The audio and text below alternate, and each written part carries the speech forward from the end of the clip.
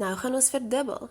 Nou ons het nog nie verdubbel formeel gedoen nie, so ouers maak maar seker julle kinders doen elke stap en doen dit mooi reg.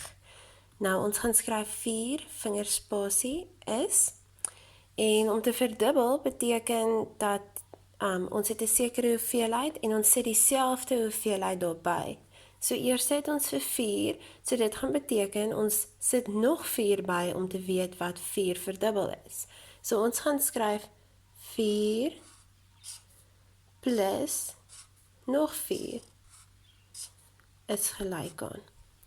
So dit gaan beteken ons gaan bo 4 kolle teken 1, 2, 3, 4 en ons gaan ook onder 4 kolle teken 1, 2, 3, 4. Dan kan ons raak en tel hoeveel daar is. 1, 2, 3, 4, 5, 6, 7, 8. So ons antwoord is 8. Dit beteken 4 verdubbel is 8. So ons gaan ook dieselfde doen met 2. Ons gaan skryf 2 is. Ons gaan elke keer skryf is. Jy kan hier ook skryf 8. Want dit is 4 is 8. En dan kan ons dieselfde doen met 3, met 5, 7, 6, 8 en 9.